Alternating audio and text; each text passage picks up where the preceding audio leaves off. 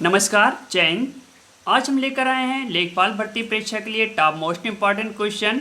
So video को पूरा watch करिएगा शुरू से आखिर तक। देखते हैं पहला क्वेश्चन। किसने कहा था अच्छा शासन स्वशासन का स्थापन नहीं है?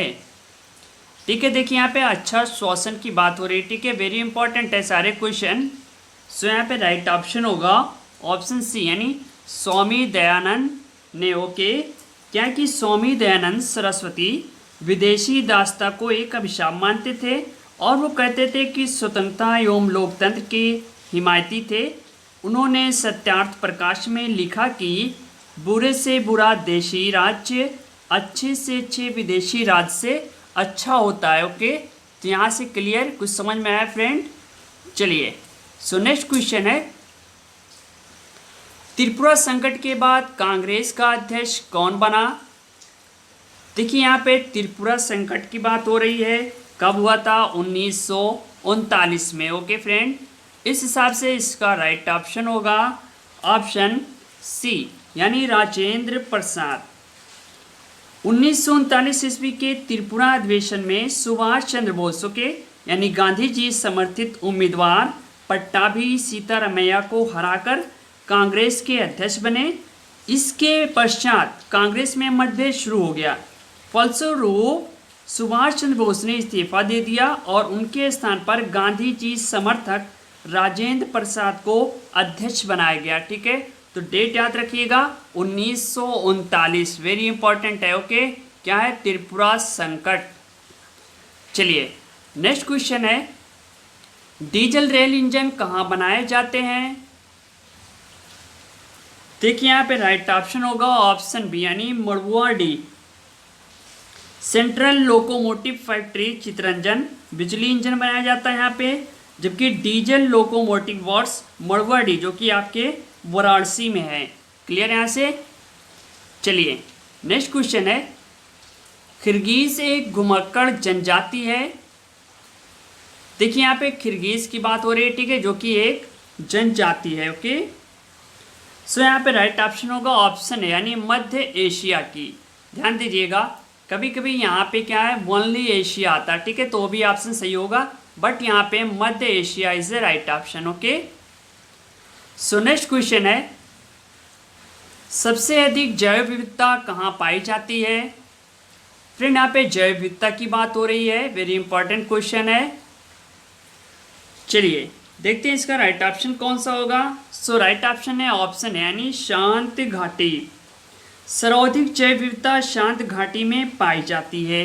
ओके, ध्यान दीजिएगा, यहाँ पे अगर हम सूरमा घाटी की बात करें तो ये असम में है, फूलों की घाटी की बात करें तो ये उत्तरांचल में है, कश्मीर घाटी कश्मीर में है, योम शांत घाटी यह आपके केरल में है। ओके, क्लियर यहाँ से क्वेश्चन? चलिए सो नेक्स्ट क्वेश्चन है, कौन सा एक भारत में जनसंख्या वृद्धि का प्रतिफल नहीं है? देखिए यहाँ पे नहीं शब्द लगा है, इस हिसाब से इसका राइट ऑप्शन होगा ऑप्शन डी, यानी जानवरों में वृद्धि। अगर हम बात करें भारत में जनसंख्या वृद्धि के कारण बाढ़ों की बारंबारता में वृद्धि, पर्यावरणीय क्षति, कृषि योग्य भूमि में कमी होने के साथ साथ वनों में कमी होने से वर्षा की अनियमितता और जंगली जीव जंतुओं में कमी आई है, तो राइट ऑप्शन होगा ऑप्शन डी, यानी जानवरों में वृद्धि। ओके, सो नेक्स्ट क्वेश्चन है,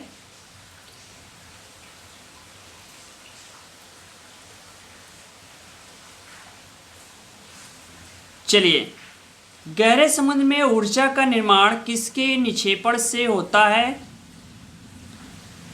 सो यहाँ पे राइट ऑप्शन होगा ऑप्शन डी, यानी जैविक पदार्थ के। ठीक है, गहरे समुद्र में ऊर्जा का निर्माण। ठीक है, एनर्जी की बात हो रही है यहाँ पे, तो ऑप्शन डी से राइट ऑप्शन होगा। सो नेक्स्ट क्वेश्चन है, ब्रिटिश हाउस ऑफ कॉमन्स का चुनाव लड़ने वाले पहले भारतीय कौन थे?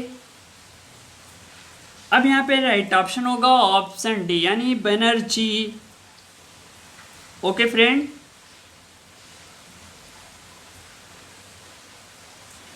चलिए यहाँ पे राइट ऑप्शन होगा ऑप्शन डी, यानी बनर्जी।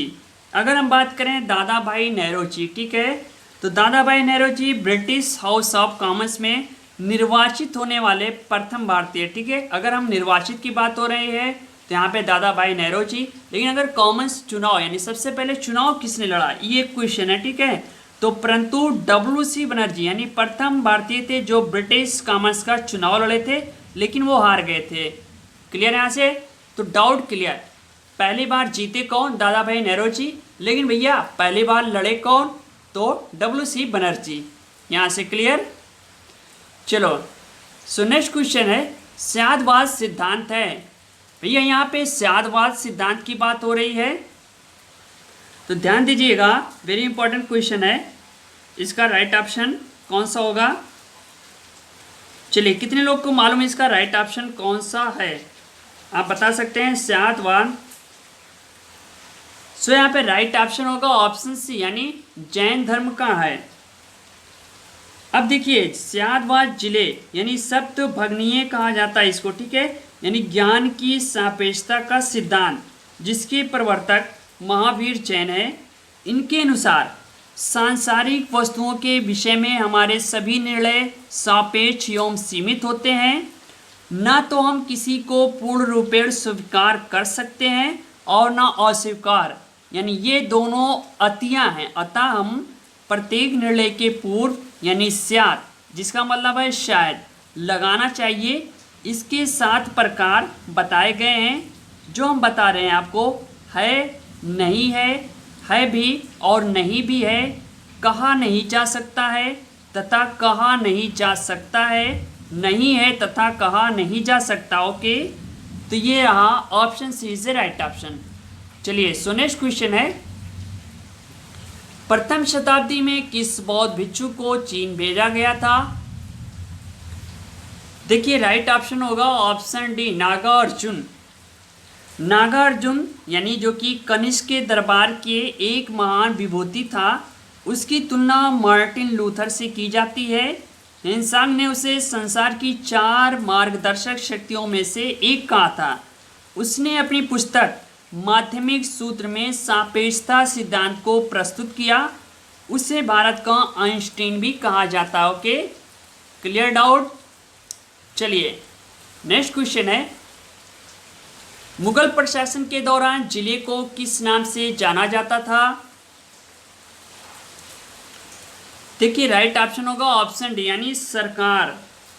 अगर हम बात करें तो पुराने समय में सरकार आमतौर पर राजा अथवा कुलीन के खजाने के लिए प्रयुक्त होता था। शेरशाह के काल में इसका अर्थ प्रशासनिक इकाई यानी जिला यानी परगनों का समूह था। यूँ अकबर के शासनकाल में इसका प्रयोग जिले का राजस्व के अर्थ में होता था। ओके, चलिए सो नेक्स्ट क्वेश्चन है, गुरु ग्रंथ साहिब का संकलन किसने किया था। सो यहाँ पे राइट ऑप्शन होगा ऑप्शन डी, यानी गुरु अर्जुन देव जी ने। ठीक है, यहाँ पे बात हो रही है गुरु ग्रंथ साहिब। चलिए अगला प्रश्न है,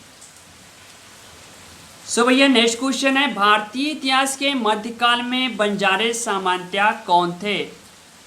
ओके, तो यहाँ पे राइट ऑप्शन होगा ऑप्शन डी, व्यापारी। भारतीय इतिहास के मध्यकाल में बंजारे सामंत्या नमक के व्यापारी वर्ग से संबंधित थे। बंजारा एक ऐसा समुदाय है जिसे आमतौर पर घुमंतू समुदाय के रूप में वर्णित किया जाता है, जो भारत के राजस्थान में पाए जाते हैं। अब ये संपूर्ण भारतीय उपमहाद्वीप में फैले हुए हैं। बंजारे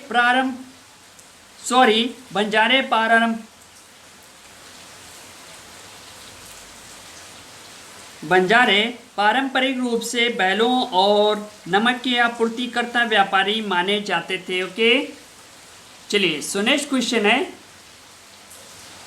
दक्षिण पश्चिम एशिया का कौन सा एक क्षेत्र भूमध्य सागर तक नहीं फैला हुआ है।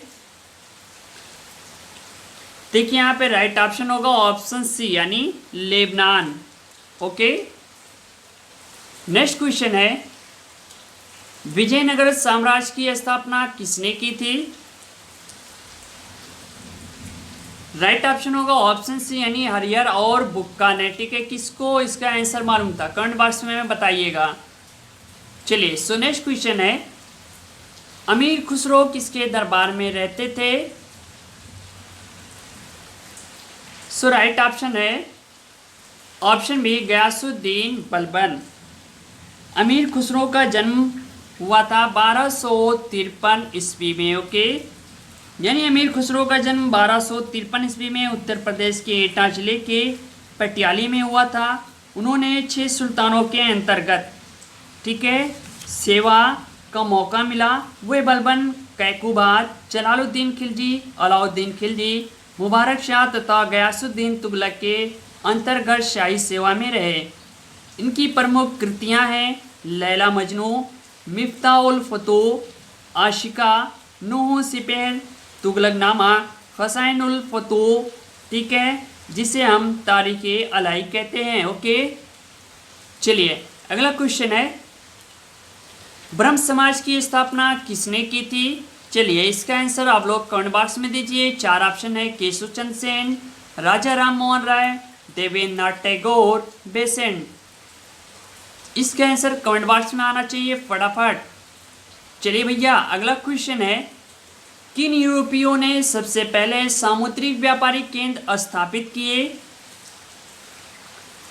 सो राइट ऑप्शन होगा ऑप्शन सी यानी पुर्तगाली। ओके, अगर हम यहाँ पे ब्रिटिश की बात करें तो वो किए थे 1600 में, ठीक है। उसके बाद फ्रांसीसी 1664, पुर्तगाली 1498, डच ने किए थे 1602। ओके, क्लियर यहाँ से? चलिए भैया नेक्स्ट क्वेश्चन है उत्तर प्रदेश का प्रमुख लोकगीत कौन सा है? सो यहाँ पे राइट ऑप्शन होगा ऑप्शन बी बिरहा, इससे राइट ऑप्शन। ओके, अगला प्रश्न है उत्तर प्रदेश के ब्रज बंगाल का संबंध किस लोक नृत्य से है?